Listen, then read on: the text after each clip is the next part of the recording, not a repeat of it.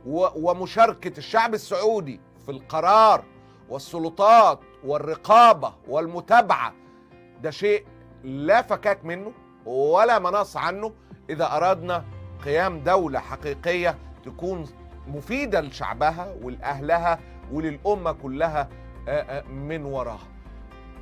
تزداد أهمية تلك الرقابة خصوصا مع دولة زي المملكة العربية السعودية تتمتع بهذه المكانة، موجود فيها الحرمين الشريفين، حيث تهوى أفئدة أكثر من 1,700,000,000 مسلم في كل أنحاء العالم، بالإضافة إلى ثروة ما شاء الله لا قوة إلا بالله ضخمة جدا، تحتاج حقيقة للتمحيص والتدقيق ومعرفة لماذا اشترينا ولماذا بعنا ولماذا نبني ولماذا تخلفنا إذا جاز لنا القول.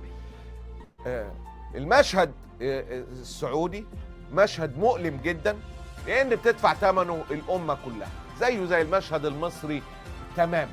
صلاح تلك الأمة يأتي من صلاح الأمر في السعودية ومصر.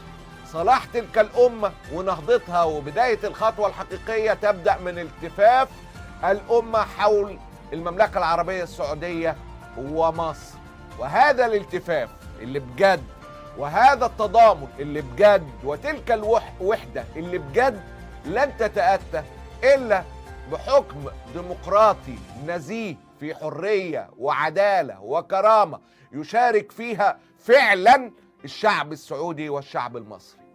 في غير هذا الطريق أعتقد إن احنا ماشيين في طريق أبدا لن يوصل لأي غاية، بل العكس سيصل بالأمة كلها إلى منحدرات سحيقة أكثر من اللي وصلت إليه. المملكة العربية السعودية تستحق، وهذا الشعب السعودي يستحق إنه يحكم بلده.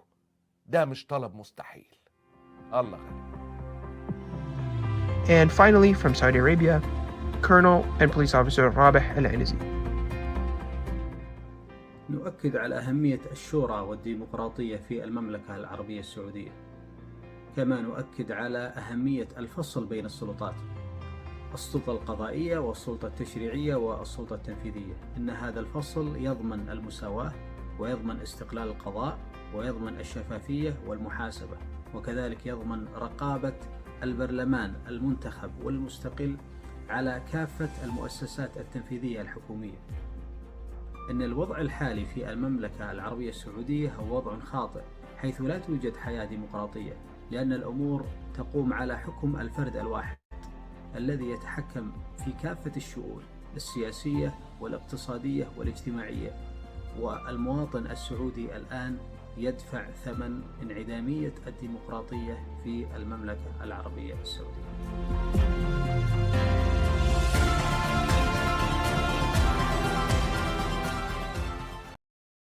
لا ما شاء الله، ولا تهون مريض وفارس والشباب كلهم. المكان اللي طلعت فيه هو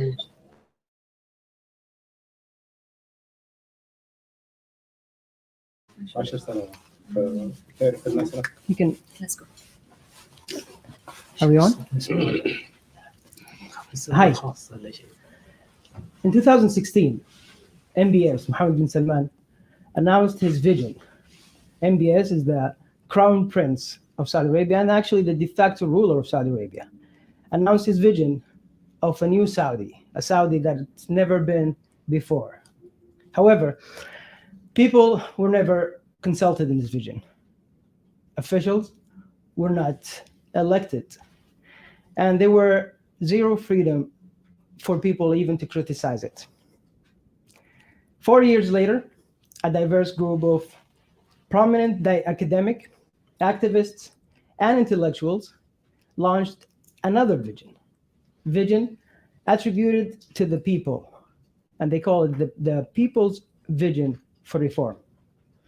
Today, in our virtual conference, we're going to talk about towards a democratic state in Saudi Arabia. We're going to have a recorded video of Dr. د.مضاوي الرشيد, the spokesperson of the National Assembly Party in Saudi Arabia, and the prominent academic.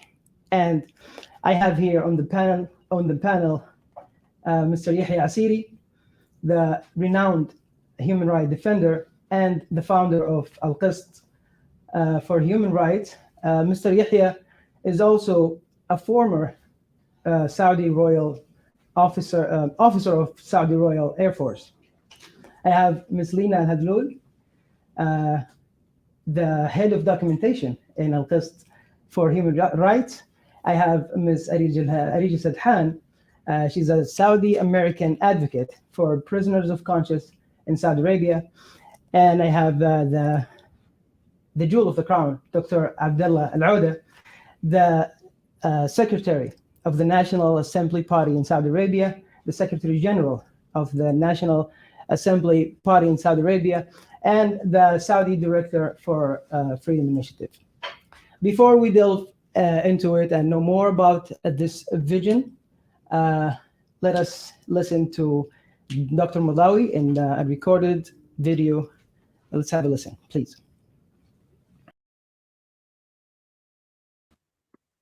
Hello, and first, my apologies. I can't be with you for special circumstances, but I'm happy to share my ideas and my contribution to this important event. The quest for democracy in Saudi Arabia is the topic that I would like to focus on. I call it the quest because it's an ongoing process. It is started at the beginning of the 20th century and accompanied the establishment of the modern Saudi state since 1932. And without going into historical details, I just would like to mention that the Saudi state, since its rise, had known opposition groups that wanted to change the status quo. It was very clear from day one of the emergence of the Saudi state that it was going to be an absolute monarchy, whereby the people were deprived of any political participation or say in the affairs of their government.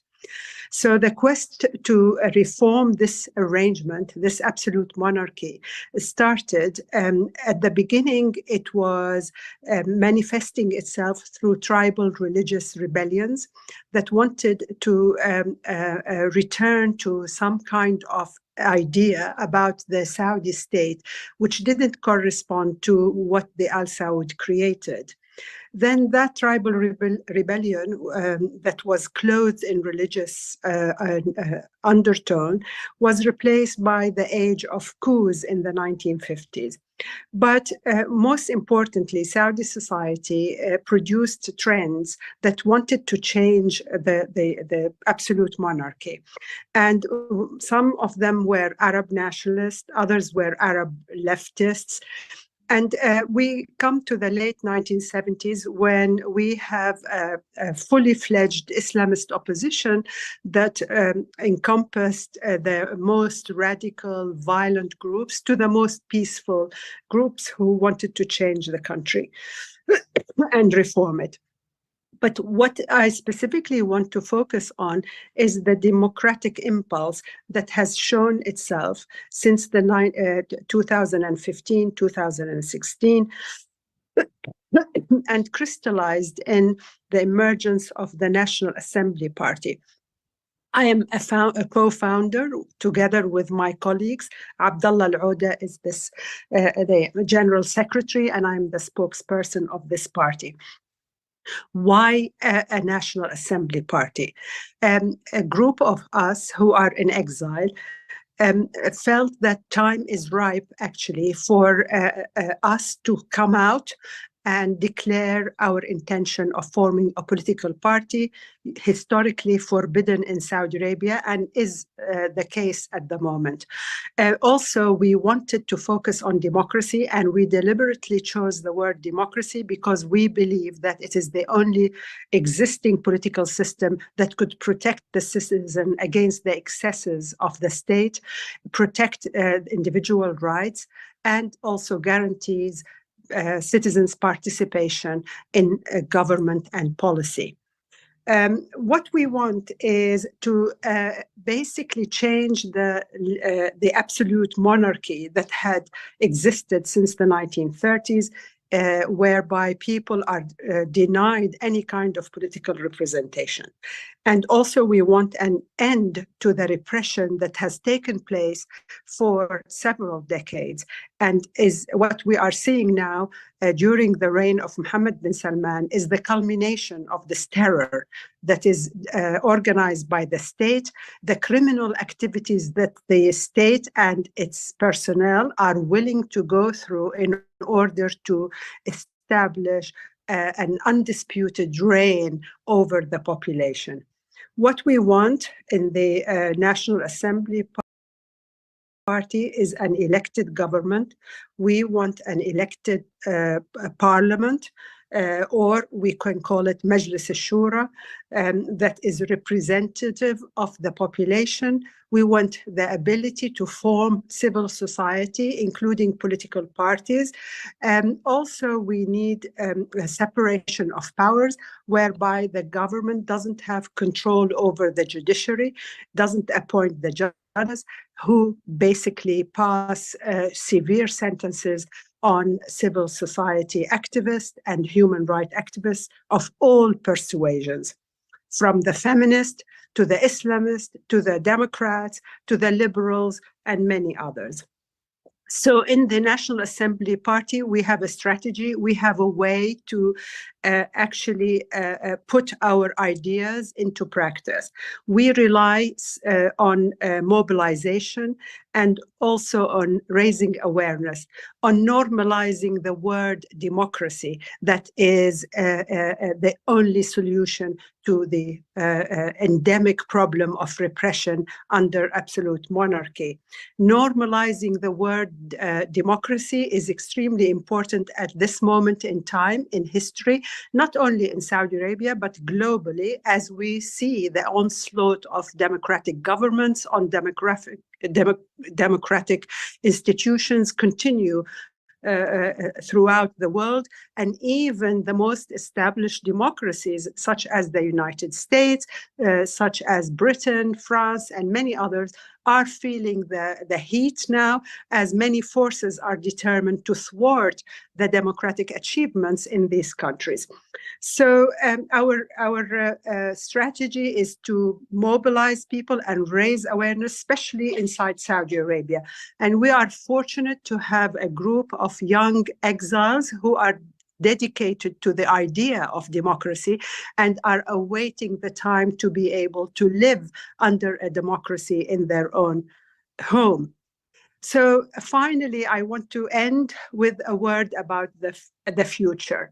The National Assembly Party comes at a critical moment, and it is a platform for activists, both men and women, the majority of whom are really dedicated to the idea of living under a democratic system. There is a group of them who are abroad as exiles in countries as far as Canada, the United States, Britain, and as far as Australia.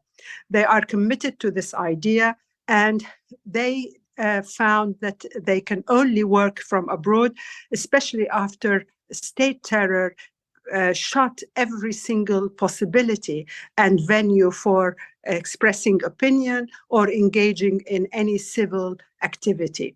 So what we want, together with all the supporters and the members of the National Assembly Party, is to continue the struggle for transparency, for social justice, and for, above all, and perhaps the first step, is to end state terror that has resulted in criminal activities abroad, and Khashoggi's case is just one of them.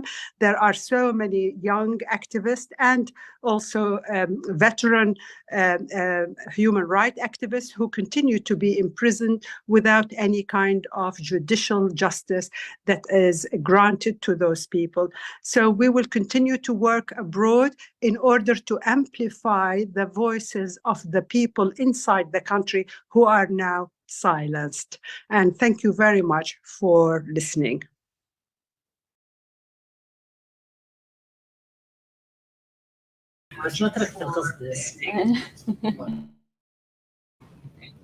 We're back. Hi again. So with my panelists, I'd like to welcome you again, and I honestly feel privileged to be with you today.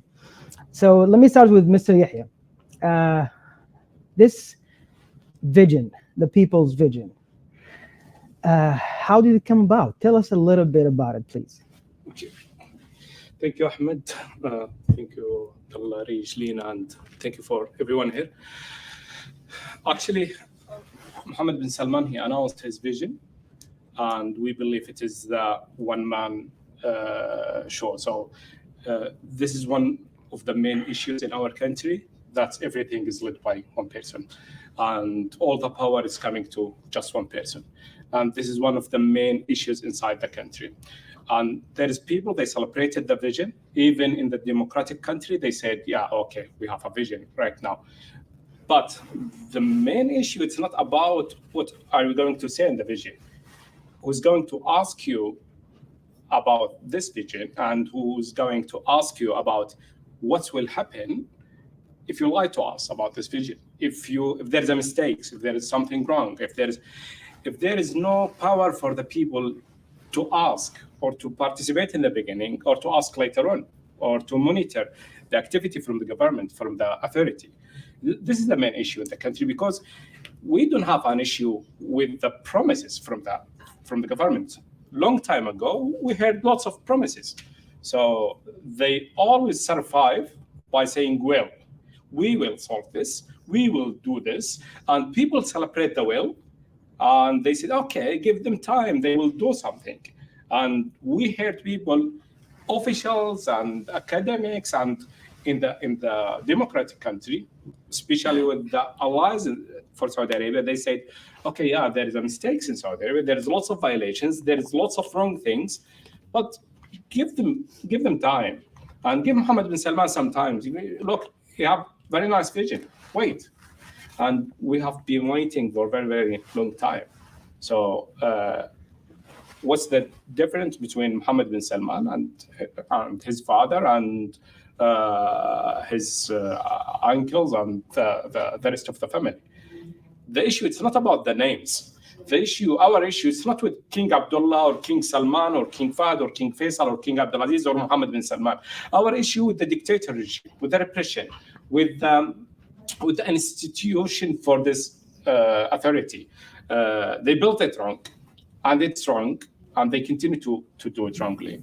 So when they announced the vision, we said, we have a vision as a people, as the people for the country.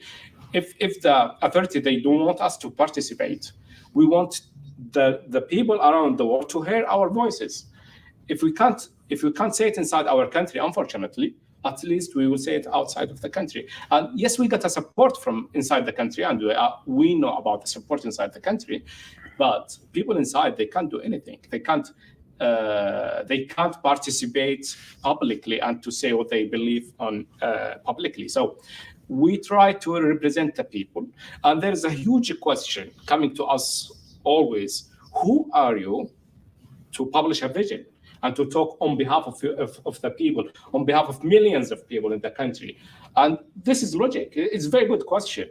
Okay, we shouldn't talk on behalf of our people. However, we came from different backgrounds, and we are not one person.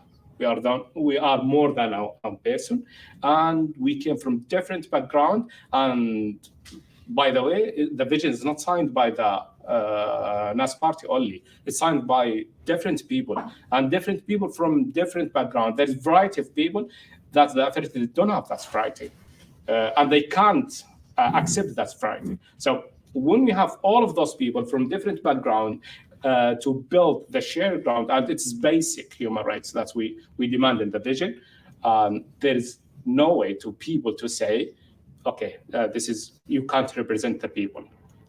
Because what we ask in the vision, it's not something just in our personal favors, it's in our country's favor, and it is to oppose our man vision. So we tried to present what the people ask, and we said in the beginning, the first article or the first demand in our vision to free all prisoners of conscience. That's to send a message to everyone around the world. If you are talking about a reform, or if you are optimistic about a vision from Mohammed bin Salman or about Mohammed bin Salman and you call him reformer, the first thing to do to correct your path is to free anyone in prison because of his opinion. Any country have anyone in prison because of his opinion, that means no way for reform, no way to accept this kind of authority at this time, still taking people inside the prison behind the bars because they're opinion. And still the authority still, and Mohammed bin Salman and his supporter, even supporter from democratic country, they still saying, yeah, but the new generation, they are happy with Mohammed bin Salman, and they are. How can you know? If anyone say he is not happy, you'll be behind the bars. How can you know if people on the ground, and I met with some officials and some journalists, they said, yeah, we went to Saudi Arabia and we have seen people in the street, they say they are happy because they don't have choices. The only choice to say, yeah, we are happy. If they don't say they are happy, they will be inside the prison.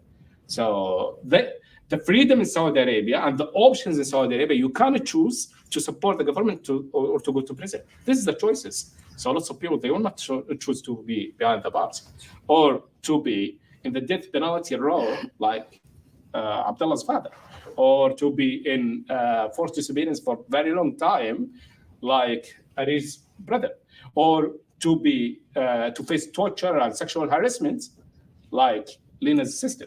So these miserable violations inside the country, the first things to do a reform or to accept Mohammed bin Salman or to accept his vision, to free the prisoner of conscience. This is the first thing. This is step number one. And I don't think there is anyone around the world will say this is wrong to demand that. And no need to think about it even. We don't need to have a plan and to give time. Okay, they will free the prisoner of conscience. It doesn't need McKinsey or anyone to advise them to free the prisoner of conscience. It's just a decision. Free the prisoner of conscience. Open the doors for them. Let them go to their homes and to express their opinion. This is the first thing. So this is the idea behind the vision, or why we came to this vision. I hope I answered the question. Thank you. Thank you, Mr. Yahya. Honestly, you've touched many factors in our debate today and our conference. Let's go to Ms. Lina Al-Hazloul. Ms. Lina, you're one of tens of signers of Saudi people on this document. Please tell us, why did you sign it? And if you can describe to us the importance of this document. I know that maybe sometimes we will find each other repeating some of the points, but it's good so we can know more about this vision. Yeah. Thank you. Go ahead. Thank you so much. First of all, I think that it's a historic moment, to be honest. I think that it's unprecedented that Saudi people from different backgrounds gather on the same goals. I think in Saudi Arabia, I would have never agreed with Abdullah, I think, or Yahya, or anyone. I think we're different, but we have the same aim and the same love for our country. So why did I sign this vision? In 2020, so when the vision was drafted, my sister Lujain, who was, unfortunately, I have to talk in the past because she cannot be an activist anymore. She was imprisoned because of her activism, because of her feminism, and she was at that moment actually forcibly disappeared. And so everyone in the world, and maybe also in Saudi Arabia, thought, that Saudi Arabia was going through positive changes, but nothing was really clear. I'll just give maybe a couple of examples. So they announced this vision talking about women empowerment. And then all of a sudden, the state security tweets that feminism is a crime, which was quite shocking when Saudi Arabia really wanted to share a new vision on that. And then they deleted it because there was a backlash, international backlash on that. So we really didn't know what was going on in the country. You know, nothing was clear. The red lines were not, stable. Everything was uncertain. And then also, you know, the global context, forcing us to hate Qataris, you know, forcing us, you know, to applaud a war that no one really asked for. So all these impulsive decisions, you know, without the oversight of the people, led to this chaos, basically. And, you know, I thought, okay, I think that, you know, whoever the man is, you know, even if you have the best person in the world leading a country, you know, it cannot be great without people's oversight. And of course, you know, given my personal experience, when I was fighting for Lujain's release, I met Abdullah Al-Awda here, whose father was in prison, and you know, he gave us testimonies of how his father was being tortured and treated like an animal in prison, just because he actually asked for the end of the crisis with Qatar, which is now the case. Arij, Sadhan's brother, I met her during my fight for Lujain's release. She told me about her brother as well, who is still forcibly disappeared for tweeting. And Yahya al-Asiri's friends, who have been in prison since 2013 for years, and some of them now are forcibly disappeared. So given all of these elements, when I heard about the vision and, you know, I saw all of that, I thought, yes, I mean, there is no way Saudi Arabia can achieve a great vision without basic human rights and without the release of prisoners of conscience, and especially also without freedom of expression. So I thought it was one of a kind. I was really... I admired the work, and of course, I mean, I couldn't do anything but sign it, of course. Beautiful. I would like to go to Ms. Arij Sadhan. Let me ask you the same question. Why did you sign, and why do you think it's important? Yeah, first of all, thank you so much for holding this panel. And like Lina mentioned, this is a very important and historical moment. I would never imagine such a thing to happen actually in Saudi Arabia. So it's really nice to think that we could be this open and free, that we can, you know, disagree and agree at the same time. Why is because I am, and my family is a direct victim of the human rights abuses that are happening in Saudi Arabia since MBS started implementing his Vision 2030. So when I first heard of the reforms and the announcement of the reforms, I honestly felt optimistic. I thought there was real reform going on. I thought there were going to be real freedom. I thought that I will be able to visit Saudi Arabia and not feel that I am monitored, I'm under threat the whole time if I express any opinion, or if I want to go somewhere by myself. And unfortunately, just within a few months from that, and that feeling of optimism was turned completely 180, because my brother got disappeared. He got kidnapped from the Red Cross Crescent office where he worked in Riyadh, and we weren't able to find him or communicate with him at all.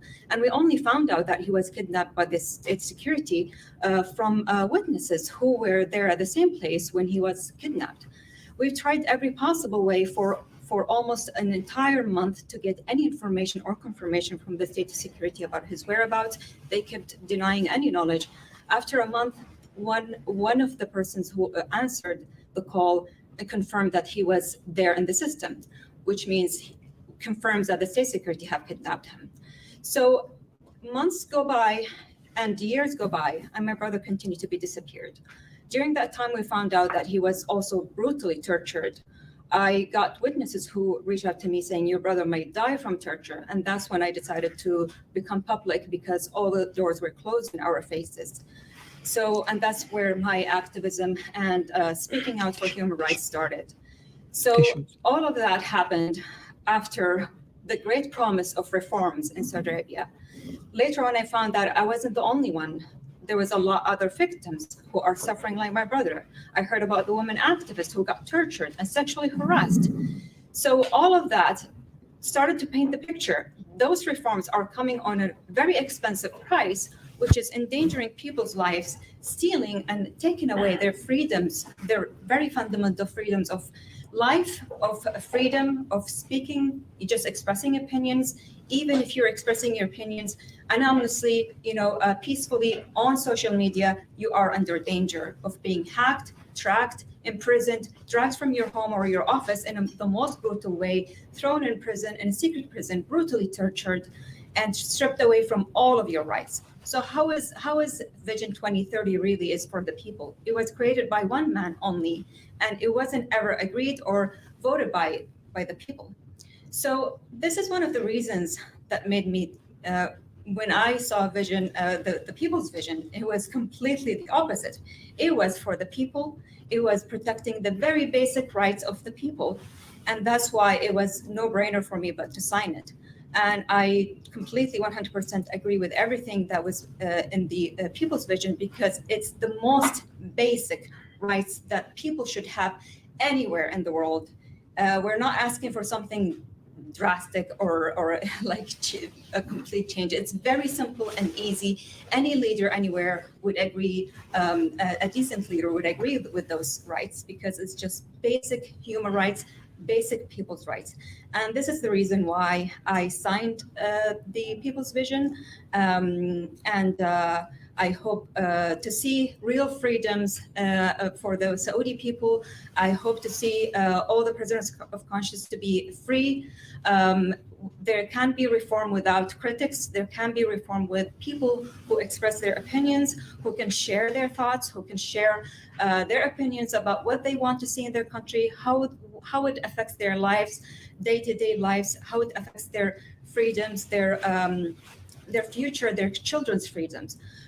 So yeah, that's basically why I fully support the People's Vision, and that's why I'm here. Thank you very much, Ms. Arij. Dr. Abdullah, I know Yahya has mentioned that, but I want you to talk to us more about this. That might sound a little bit harsh. However, now tens of signers for this document, yet you naming it and labeling it the People's Vision.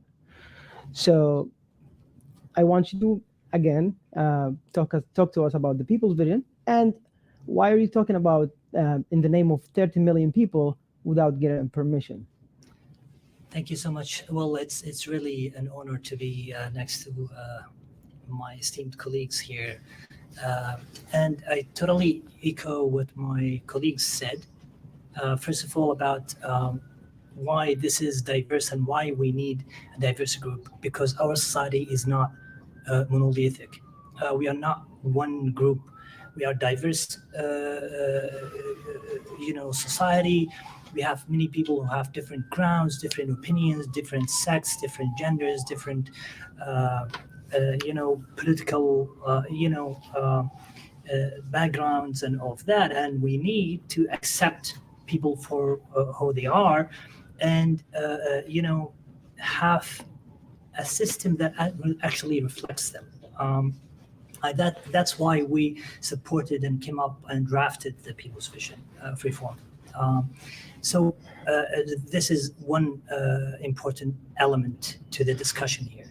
I think the other element is to discuss why we call it a People's Vision. One, yes, not every Saudi citizen signed on that vision, but what we are asking for is to allow every citizen to be represented. So that's why it's a People's Vision, because it is for the people. It is a process that we are asking for in order to allow people to express themselves, to elect whomever they trust, not us, not necessarily one of us, although we shouldn't be excluded. But the idea is to allow people to express themselves, to be free, to have basic liberties and freedoms, the freedom of assembly, freedom of movement, to elect whomever they trust and they want on positions of power.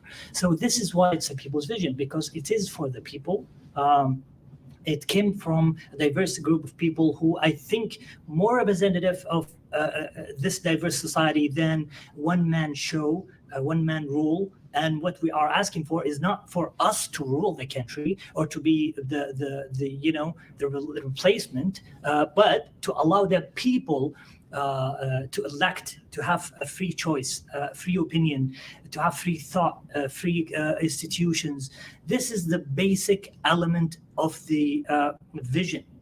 That's why it's a people's vision, because it's for the people. It came from a diverse group that is more reflective of the people than a one-man show that was actually drafted by a foreign consultant. And sorry to say that, I have nothing against foreign consultants. We have friends, but I mean, we need something from within. We need something that is more reflective of the country, of the people, and to have this, tight grip of power, to have the complete lack of any basic freedom is completely against the basic element that we need, the basic dignity, freedom, justice. We should have separation of powers.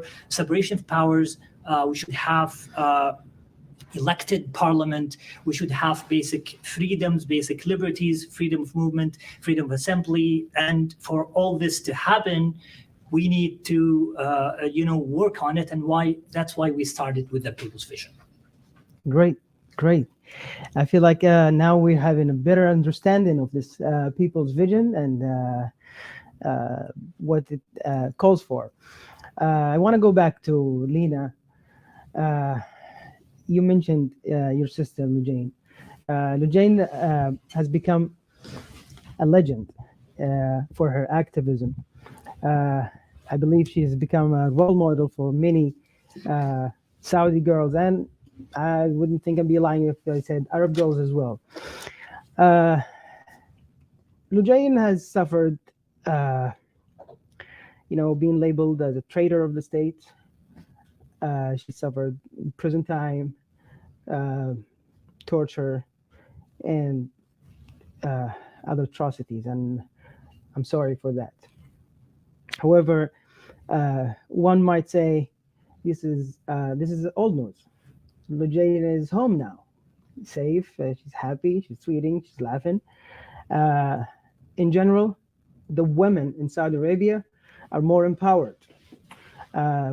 Some statistics, official statistics, are talking about the women in the workforce percentage has jumped from 22% to 34-35% in as a working woman. All women can drive now. I think Lujain and her colleagues are happy for that.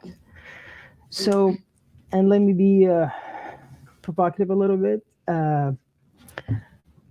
What more than that do you need? Isn't that enough feminism for you? And for what do you call for? Like, what do you call for women and want for women? Go ahead. It's a shocking question. No, I mean, this is not the bar. I mean, this is not feminism. Lujain is just one example among thousands. She is still sentenced as a terrorist for her activism. Lujain is still on a travel ban, and she's not the only woman in the country. I mean, she's just symbolic of everything that has happened. So yes, there has been changes in the country for women, but again, this is exactly what we're calling for here. It is nothing that is institutional.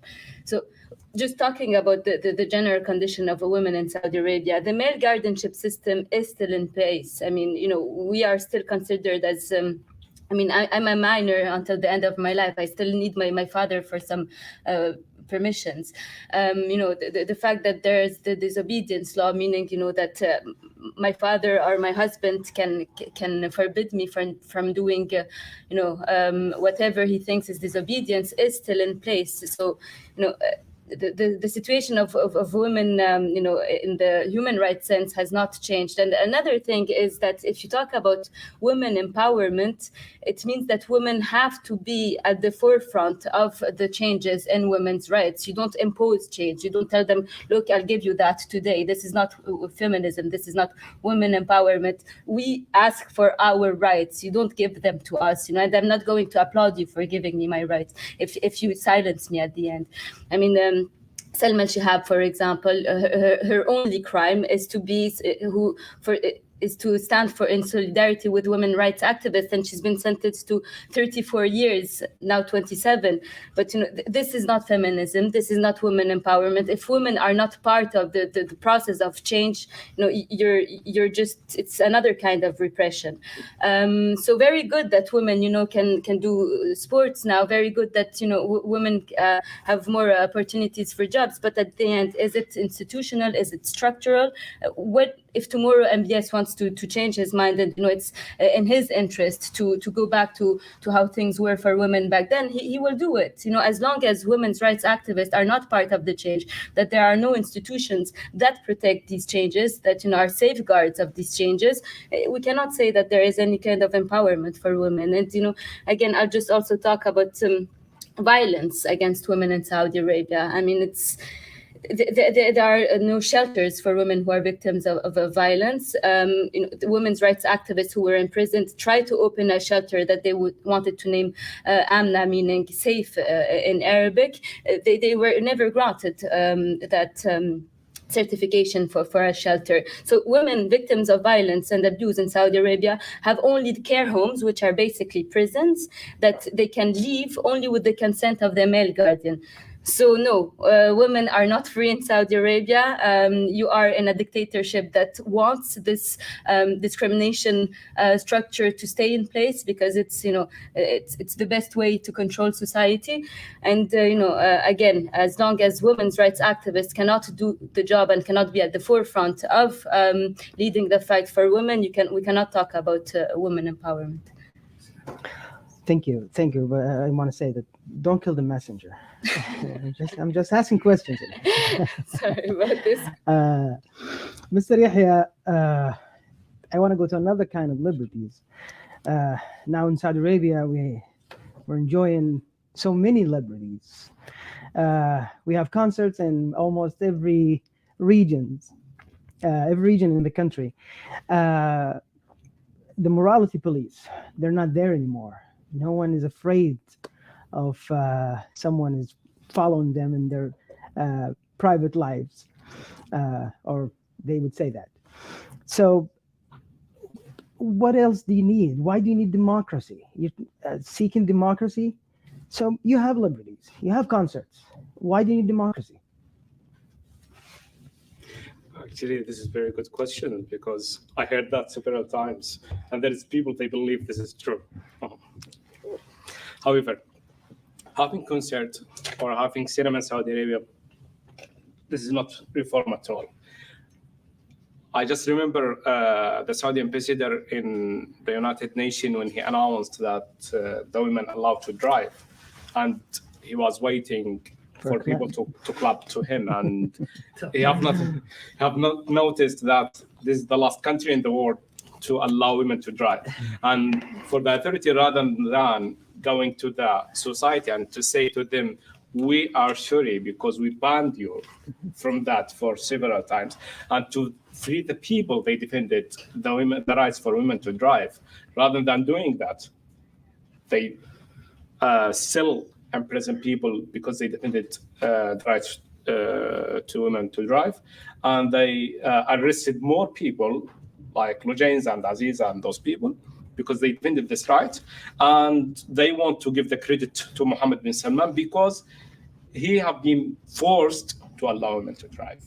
And I'm not saying that because I'm a dissident, he have been forced, but it's clearly have been forced to allow women to drive. And if he chose to allow women to drive, why he arrested people? Because they defended that. Because he feel, this is the feeling for him, those people, they forced him to allow women to drive. So if the government or the authority banned something, then the next day they allow it, this is not a reform at all. having concert or having cinema in the country. This is not a reform. This is something business. If the businesses want to open a cinema, they want to go to with the legal system and to apply for it and to open a cinema. That's it. If the government keep controlling everything, and one day they say, no, there is no cinema in our country. Next day they say, okay, we invited the companies for the cinema and you need to go to the cinema. This is repression, but with a different face. So allow people to open cinema or no. Allow people to go to cinema or no. Allow people to go to concert and to celebrate it, or to criticize it and to say, no, we don't want to go. Give them the choice. This is what we want. So what they don't understand until now, they keep forcing people to think, one time in the right, one time in the left, one time, and they keep forcing them, and they call, yeah, reform. What do we want? Do you want to concert? We will have it. Yeah, go. This is not a reform at all. So if you have a slaves and you ban them from doing anything, and one day you allow them to dance, this is not a freedom. This is not a liberty. This is a slave. You allow them to do some dance. So by forcing people and keep forcing them in everything and not allowing them, not even to criticize, if they criticize just, and we have seen people, this is not just saying that.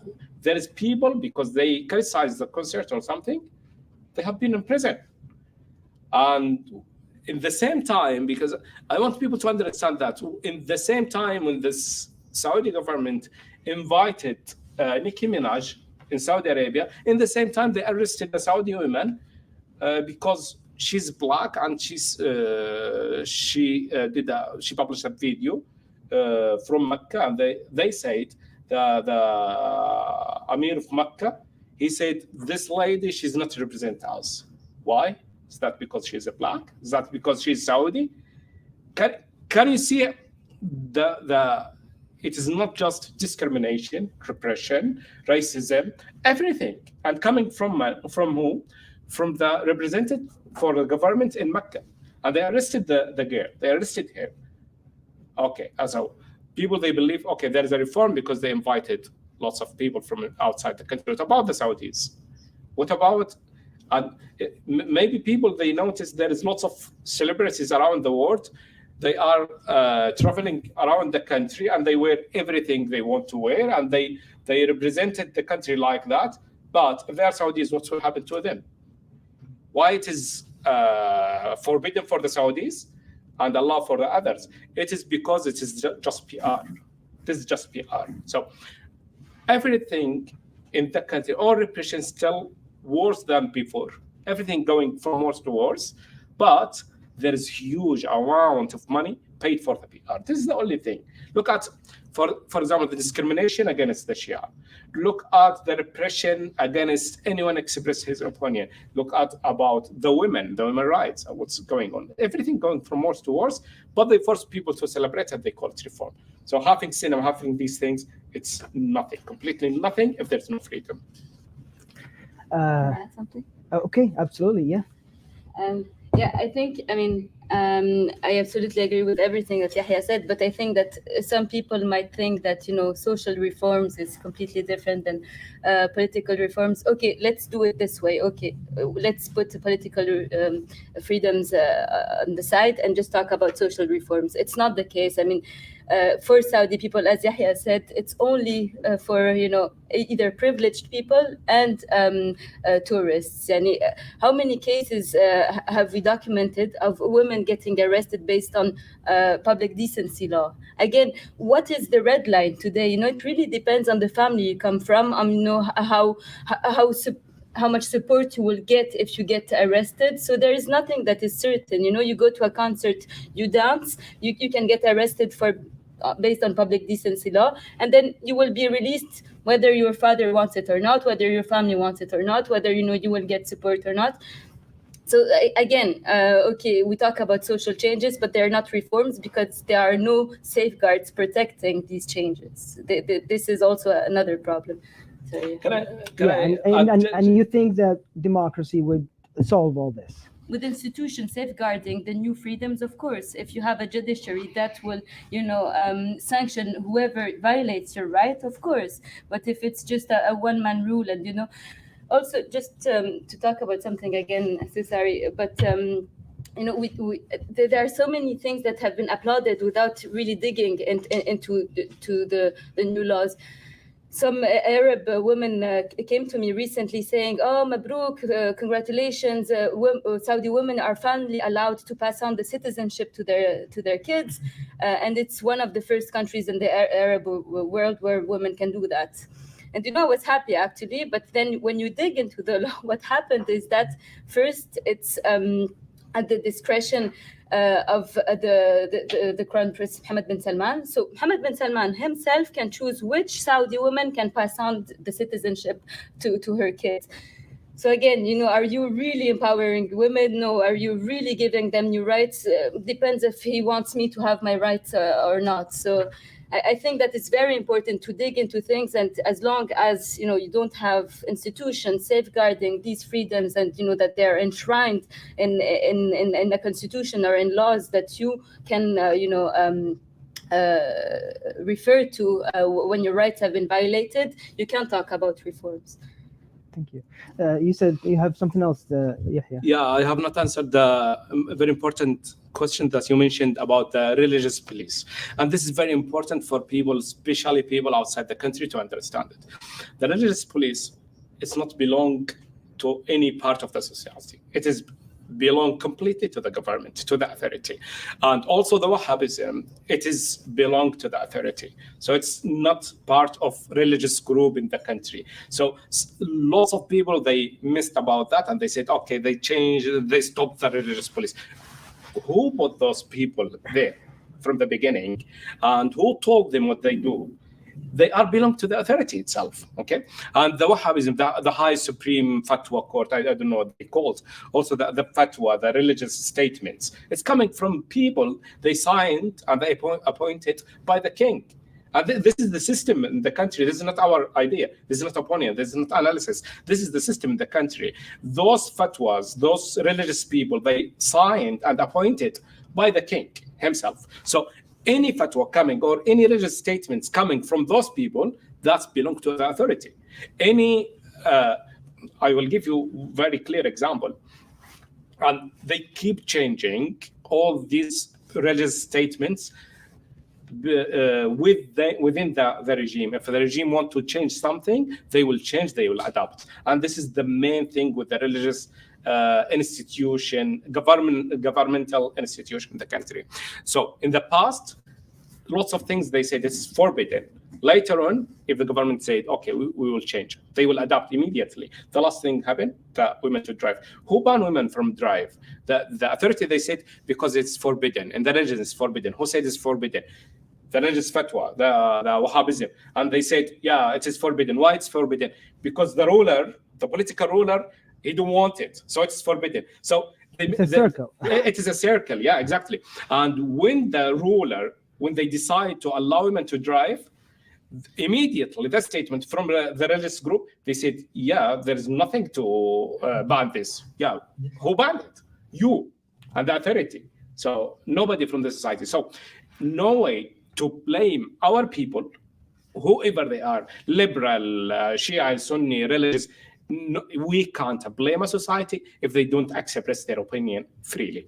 And everything is coming from up to down. Everything is controlled completely. 100% is controlled from the regime itself. So some people, they will say right now, yeah, but Mohammed bin Salman, he will put some limitation for the religious group.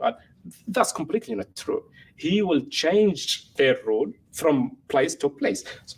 As example, the religious police, they stop them from doing something, but they are doing opposite thing.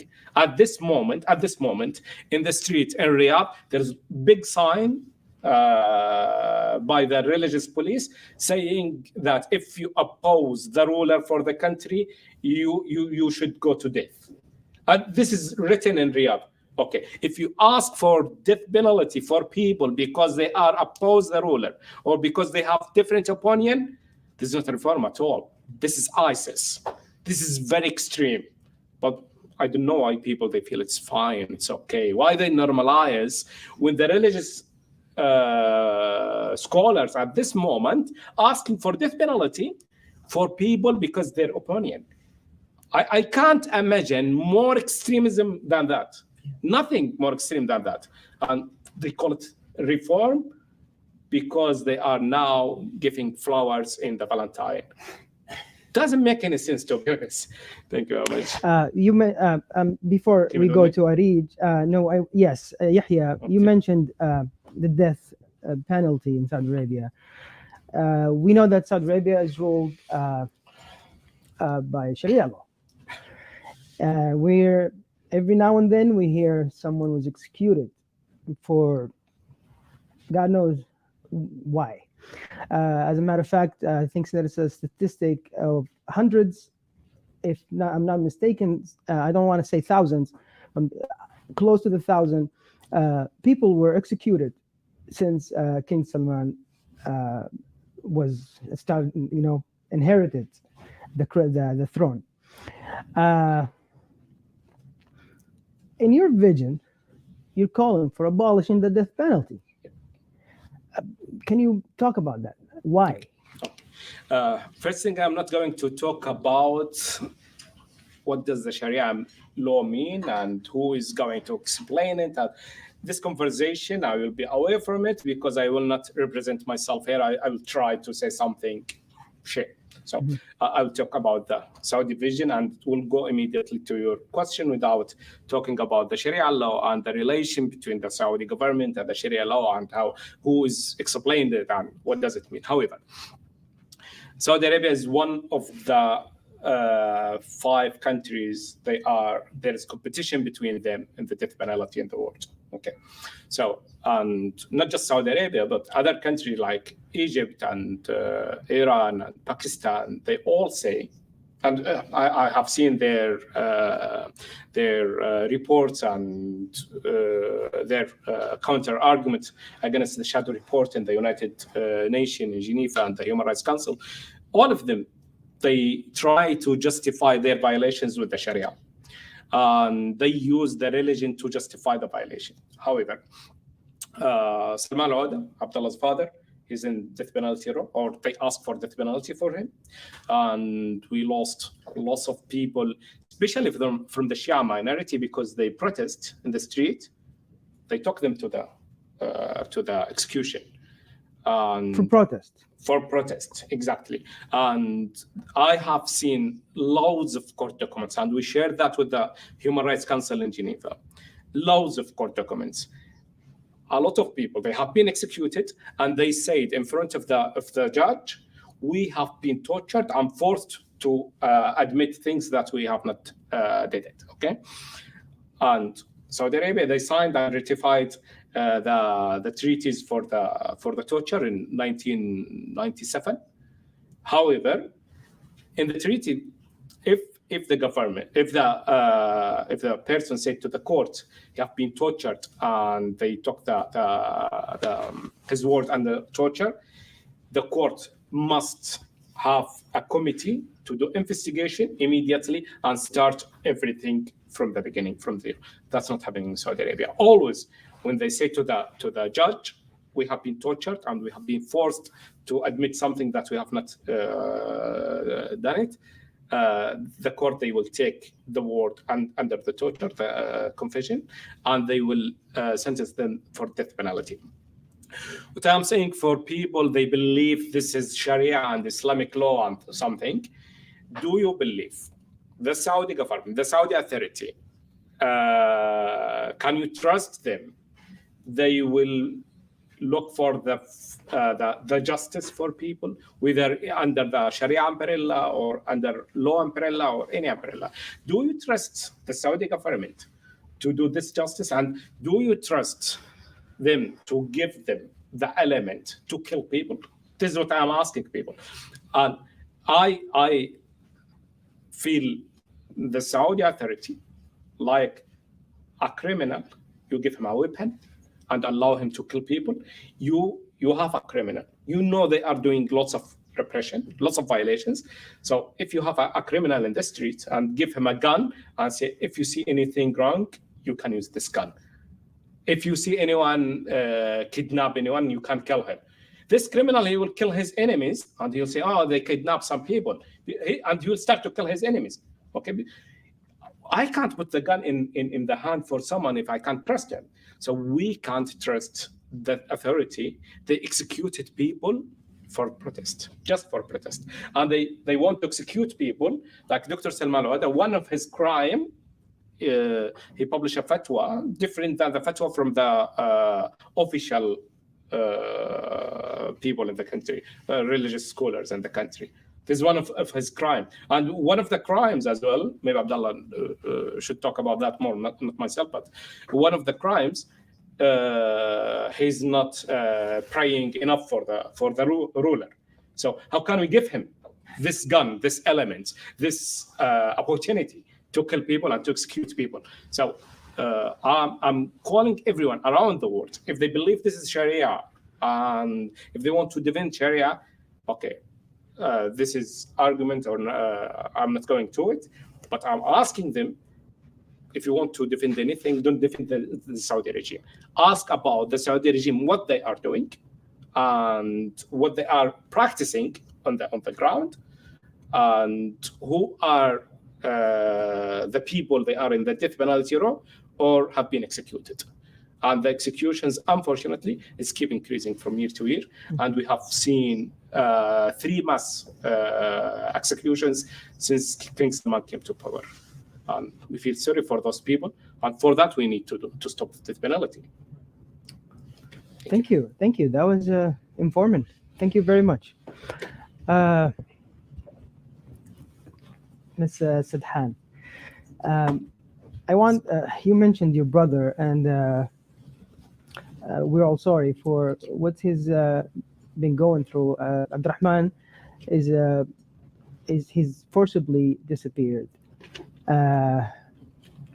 and all of the accounts against him are related to speech, freedom of speech. Tell us why did speech became a crime in Saudi Arabia? Yeah, that's a very good question. So just to be clear, there was no freedom of speech in Saudi Arabia from decades. But there was a small window for free speech in the past. There was a small window of indirectly expressing your opinion. We could see, for example, in comedy shows or in a newspaper, people talking about certain issues in the society, whether it's unemployment or whatever issues that touches their lives directly, and they wouldn't go to jail. Today, however, or since MBS came to power, any sort of criticism, it doesn't matter if you talk about unemployment, if you talk about taxes, if you complain about anything at all, even if you're just in a satirical way, criticizing issues, which my brother is accused of, you end up going to prison. So my brother's crime is basically the crime of expressing his opinion on Twitter. And of course, it's not really a crime. Obviously, it's right everywhere, in the world, you have your freedom to express your opinions on social media and to talk about issues that concerns you and concerns your society. However, that in Saudi Arabia is considered a crime.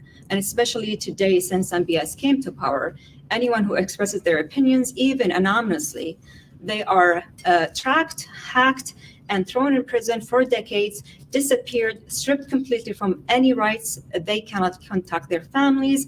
Most of them are deprived of communicating with families or having legal counsel or having any fair trial, or even they are being held for years and years without even ever being brought to court. In the case of my brother, for example, he was forcibly disappeared and kept in solitary confinement for 3 years without any charges. And when the international pressure started to rise, that's when they decided to bring him to court to a secret hearing. And without having any lawyer or legal representation, and even denied any family from attending, they presented him with a list of trumped-up charges. And after that, it took just 1 month of a secret and fake trial and they sentenced him to 20 years imprisonment, followed by 20 years travel ban for basically just tweeting. So this is the case of, I'm speaking about my brother, but this same case is going and it's affecting thousands of people who are like my brother. There are thousands, maybe more than that, of people who are imprisoned. Not only imprisoned, they are tortured, severely tortured. Some people even lost their lives. They are deprived from any family communication or any communication at all with the outside world. They are kept in solitary confinement in a very inhumane conditions for years, sometimes for decades. They are deprived of their rights of having a fair public trial where their family can attend, where they can choose their own legal counsel, where they can defend themselves, justly and fairly. They are basically like Yahya mentioned earlier, people they'll be signing on confessions under torture, some blindfolded after severe torture that they just want to stop the torture. They just decide to sign on anything, and then before they know it, they are now criminals and they haven't committed any crime in their lives. So unfortunately today, people cannot speak at all. And if anything, even for celebrities, people who are maybe in a position where they are influencers and famous, they are even responsible to actually endorse MBS or like endorse the government and praise the government. And if they don't do that, they'll probably be questioned and brought also, will be facing imprisonment or any basically harassment from the government. So unfortunately, it's not just there is no freedom of speech today. It's people living under constant fear. They are living under constant worry and fear that they are being watched all this time. They are being monitored with everything they say. When they express themselves, they cannot just express themselves freely. It all depends on the ruler's mood today. So today the ruler would agree that people can go to the cinemas. So everyone have to cheer and be happy about the cinemas. Tomorrow his mind would change. No, I don't want cinemas anymore. So now the same people have to say, oh no, cinemas are bad. So this is kind of hypocrisy. You can't just say people have to follow exactly what at that moment what is right, and then whenever they want, they use religion to change things and say, well, now it's prohibited. You can't do that because Sharia law or with religion says you can't do so. And just the example of women driving. In the past, we've been always told that it's against the religion, it's haram, etc., etc., etc. And then all of a sudden now it's women can drive, and there's no problem with that. And I mean, we've heard endless fatwas and stories about why it's evil for women to drive, or any other, in that matter, like any right for women to do anything, or not just women. I'm speaking in general for people. The same excuse, if people cannot express their opinions and contribute into reforms, being part of reform by expressing their opinion, sharing their thoughts, this cannot be called reform. You can't have reform without people expressing their opinions. So what is happening today that people are completely silenced, they're muted, they're not allowed to express their opinions. Anyone who dares to express their opinion, even anonymously, they are targeted and they are hacked, imprisoned, and stripped completely from their human rights. And then they say, well, we have reforms. Look, we have concerts, we have cinemas, we have celebrities. This is not reform. And like Lina mentioned, only privileged people can enjoy these things, not everyone. There are people who are suffering from poverty, unemployment. Taxes are just madly high that people cannot even keep a roof on top of themselves or their children. So how do you expect people to, for example, take a loan and go enjoy, concerts just to please the government that we're happy about concerts? You can't say that. You have to give people their basic rights first. And it starts by allowing people to speak up. At least let them vent, let them express themselves. There's no crime in expressing your opinions. So unfortunately, there is no freedom of speech at all in Saudi Arabia. There's no freedom of expression. There is no personal freedom at all.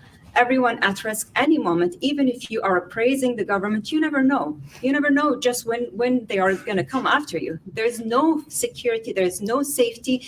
There is no freedom whatsoever. All we're seeing right now is just sport washing, whitewashing, covering up the horrendous human rights abuses that are happening in the country.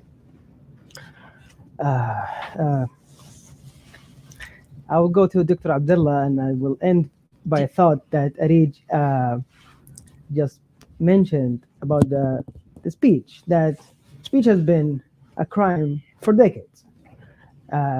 It's an absolute monarchy. What are we expecting? However, one would say, Dr. Abdullah, Saudi Arabia has always been monarchy, decades, almost a century now. And the people of Saudi Arabia have been living in this monarchy, monarch after monarch. A monarch dies, a monarch would claim the throne. Do you think, why do you think democracy is even suitable for Saudis? Do they, if democracy is implemented, or people, how will they deal with that? And for the democracy question as well, because you're all asking for democracy through this people's vision, basically. Who else has asked for democracy? A Saudi person that spend their lives asking for democracy? That's a great question, but let me just comment very quickly on the religious aspect of this discussion, because I have been studying religious reforms and institutions for many years, I guess, now. It has been my PhD dissertation. I've been following them closely, seeing all the religious establishment in Saudi Arabia, the fatwas, the progress, or rather lack thereof. I just want to add this important element to the discussion about religious establishment in Saudi Arabia. The religious establishment, the Council of Senior Scholars, Hayat Kibar al-Ulama, one is still in place. Two, they are still sponsored, paid, completely controlled by the Saudi government.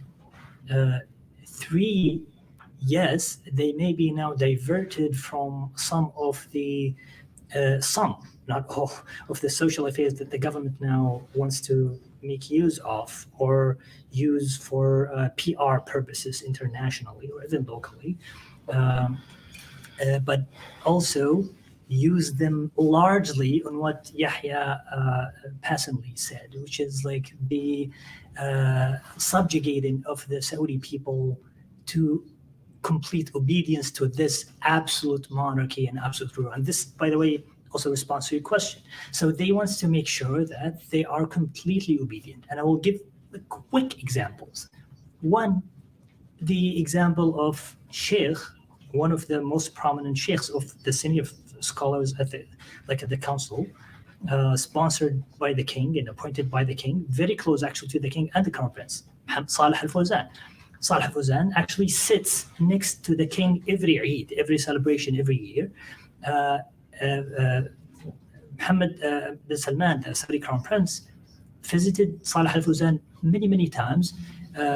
One just a couple of months ago, he kissed the forehead of Salih al-Fawzan and called him his father, meaning the religious father, as compared to his father, the real father, Salman, who was the head of the political power in Saudi Arabia. So Salih al-Fawzan, according to Mohammed Salman, if you get the sense, he's the father of the religious establishment. So who is Salih al-Fawzan? Salih al-Fawzan just issued a fatwa 3 weeks before the murder of Khashoggi, saying that Saudi dissidents are traitor and therefore they can be killed according to his own fatwa. 3 weeks before the murder of Khashoggi.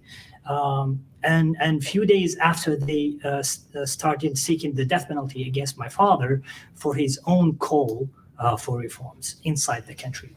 So this is just a glimpse of how religious establishment thinks and how it is now being completely used. The morality police is now patrolling Saudi Arabia, not to call, for example, to call out women who are driving, but actually now to call those who express their opinions, women or men, for those who have a different opinion, who tweeted, who, just listen to, for example, one of the speeches that Abdurrahman Sudais at the Grand Mosque, speaking about the the criminality of a tweet and how people of Twitter are, destroying society by having a different opinion or criticizing the ruler. So this is just a quick example of what religious, establishment looks like now in Saudi Arabia. To your question, well, that's exactly one of the main points of our vision, is that it is not a one-off thing. It's not something that it's not radical, as Arij said. We're not calling for something, totally, weird or different. Why? And this is like completely, always shocks me, and about like discussions that we hear from people around the world. It's like, yeah, maybe the Saudi society is not ready for democracy. Well, no society is ready for democracy until it starts practicing it. You cannot go to people under colonies, in New England and elsewhere in the U.S. before it was the U.S. and say, you guys are not ready for democracy, because guess what? They're ready for democracy because they start practicing it. They push for it, and that's what we are doing. Pushing for democracy, pushing this like boundary of like trying to make our society an exception to the rule of law, exception to the rule of nature. And it is actually so, patronizing. And to see some people like around the world saying that maybe your society is happy with Mohammed bin Salman and the absolute monarchy, and how do you know they are happy? I mean, if you say they are happy, then you're consulting them, and that's exactly what we want to establish, is consulting the people, and there is a mechanism for it. Guess what? It's called democracy. That's exactly what we want, is just go to the people, consult them, just ask them if they're happy, and there's a way to do it. It's like there is basic elements, basic ideas, institutions to reflect the society's opinion, the society's rule. And that's why we need the parliamentary system. We need elections. We need freedom of speech, freedom of assembly, basic liberties, in order to make sure that there is a way to reflect on how society feel. Like I hear sometimes what, like also Yahya heard a lot, and all other panelists, that like, yeah, maybe the young people are now happy and cheating and all these things. And yeah, how do you know? I mean, what's the latest public poll on this? I mean, I don't know. Yeah, maybe Mohammed bin Salman, I mean, in the last election, he got like more votes than any other candidates. I mean, how do you know? How do you measure these things if every measurement, every imaginable measurement actually is banned, illegal, criminalized? If anybody actually was, I know people actually who were actually put in prison because they want to measure the society's opinion on things. Why? Because they know society hates absolute monarchy. Nobody is like will enjoy being a slave, being stripped of basic dignity, basic liberty. And just quickly, I'm gonna end here. We didn't say something that haven't been said. I mean, if you look at the people who were inside and called for these things, from Abdullah al-Hamid to Mohammed al-Qahtani to Mohammed al-Jadi, to all of the Hassan people, to all of the people before them, to different groups who were arrested, harassed, intimidated into silence, and they were, actually tortured just because they called for democracy and basic liberties. Although they call them different names sometimes, but it's the same idea. And that's why when the public sphere was shut down in Saudi Arabia, we came outside in exile to express this idea and to call for the basic freedoms and democracy in Saudi Arabia. Thank you. Thank you very much for this, information about what's going on in Saudi Arabia from you all. I think now me and the audience have a better understanding of this document. Can I have 30 seconds to conclude? Yeah, absolutely. Sorry, but today we mentioned a lot the freedom of expression, and I remember something. Arij, she reminded me something when she talked about poverty and employment. There is lots of people I met, and we heard them even in the media and in social media, and some of them, they are from brothers Arab. They said, why are you asking for freedom of expression when you have everything is fine, especially you don't have poverty like other Arab countries, and you don't have financial issues in Saudi Arabia. However, we mentioned freedom of expression a lot, and we keep calling for freedom of expression. And some people, they say, they believe this is something extra. It's not very important if you financially well. However, how can we know we are financially well in Saudi Arabia? If someone, why are we asking for freedom of expression? Because if you are in pain, you need to complain. Okay, so believe me, in Saudi Arabia, there's lots of people that are in pain. Not just for political issues, not just they want to express their opinion because they don't like the regime or the monarchy. Lots of people, maybe they don't know about it and they don't care about it. Maybe, I don't know. However, but there's people, they are in pain because they don't have work. They don't have any basic rights. They don't have anything to pay for their bills and for their children and to have houses. And we have large issue, very big issue in Saudi Arabia. Don't take it from me. Take it from the Special Rapporteur for the Poverty when they wrote their reports when they visited Saudi Arabia in 2013 or 14. They wrote their report for the United Nations. Read the report about the poverty in Saudi Arabia. You will be surprised. You will be shocked about the reality in Saudi Arabia.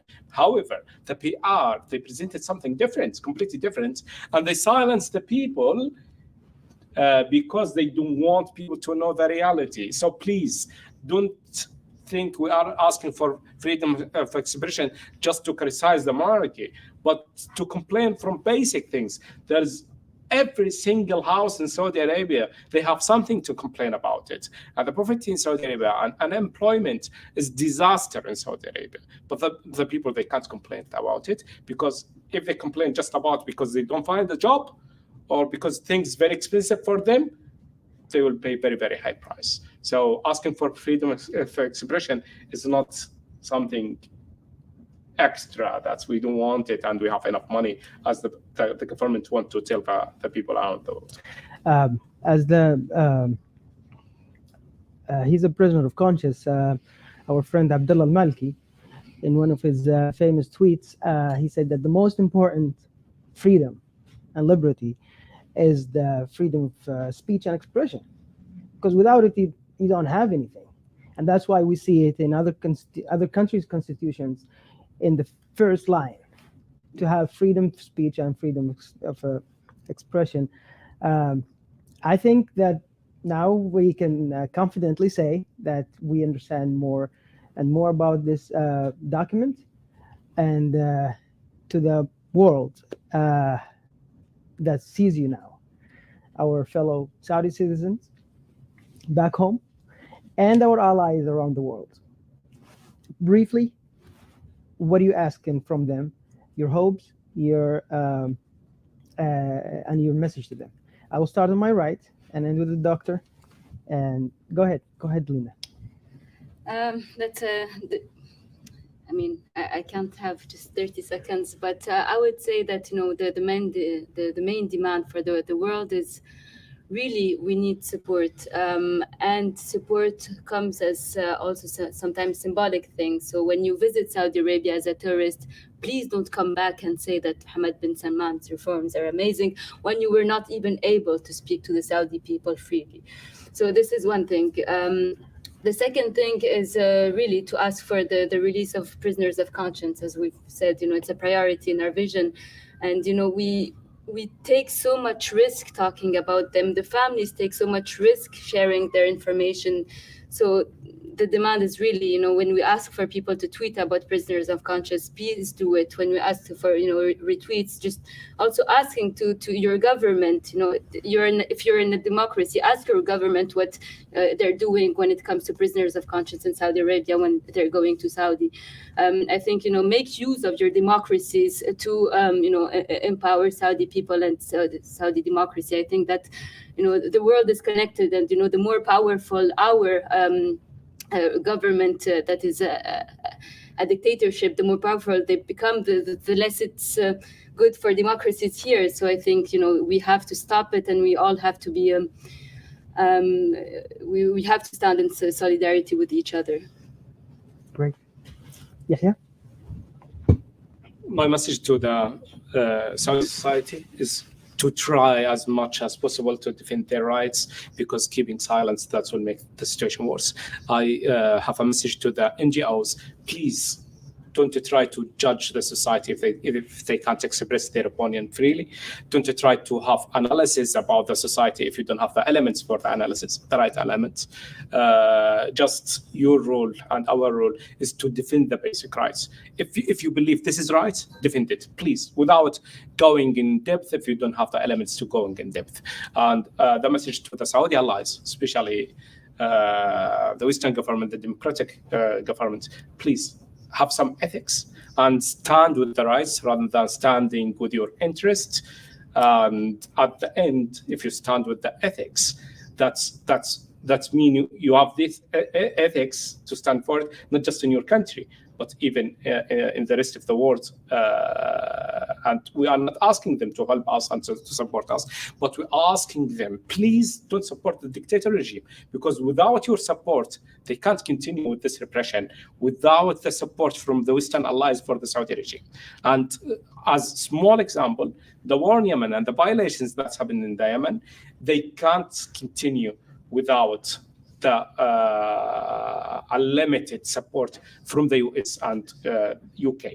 So we're asking them not to go and support us, just stop supporting the dictator regime. This is the last message. So thank you very much. Yahya. Areej? Yeah, so I would just say that again, the people's vision is only covering the most basic rights for people. And at the top of the list is to free all prisoners of conscience, because expressing your opinion is not a crime. And we are seeing horrendous violations on all levels of human rights. So, and the reason why is also this vision is here, the people's vision, is because it's actually missing from the 2030 vision that MBS came up with. All these basic rights are missing from 2030 vision of MBS. So that's why we are calling everyone to support us, to support the people's vision, which actually protects people's most basic rights, starting with the freeing all prisoners of conscience, helping us free our loved ones who are being tortured as we are speaking today, who are deprived from communicating with their families, our own families, even including non-Saudi, not just Saudi citizens, also other nationalities are suffering as a result of these abuses. And to that point, my word or my message to world leaders, democracy supporters everywhere, and international communities, please support us and help us in freeing our loved ones and condemning the abuses. When you see sport washing, don't just sit there and cheer or like just say, wow, Saudi Arabia is changing. No, look deeper into what is the issues that are really happening behind all that glossy, picture out there. If you visit Saudi Arabia, like Lina mentioned, it's not just what you see, because you're not really allowed to talk to people freely. Actually, people are not allowed to share what they think freely. So you're not seeing the real picture. You're not seeing what's really happening. You're only seeing what you are allowed to see, because that's what the government wants you to see, and that's what the government wants you to go out and tell the world, but it's not the real picture. And of course, with your support, it can be with simple actions, simple words. If you see any whitewashing, you can, share a word or two, ask about prisoners of conscience, ask about individual names, ask about specific, like why people are not allowed to speak freely. And of course, if you, as government officials, especially who come from democratic countries, you have a huge influence to basically support us, because this is what we believe and this is what you believe, and democracy. All we're asking for, very basic human rights, very basic people's rights. And that is, under the umbrella of democracy, not the whole package of democracy, just the very simplest request to protect people's rights, very basic rights, like Ahmed mentioned. In most constitutions, the first thing is to protect people's freedom of speech and freedom of expression. Thank you. Thank you, Arij. Yeah, so I want to end with the idea that in this vision, tens of Saudis signed with it. We are on board with it. The large community, the vast majority agrees on the basic elements of this vision. And we have heard from also prominent Arab names, as we saw and watched on the videos, supporting the cause and idea that Saudi Arabia should be a democratic state. And I think it is time for international organizations, the human rights community, to endorse us, to support our vision, to sign on the idea that Saudi Arabia should not be an exception to the, idea that every country, every society deserves justice, democracy, and basic liberties.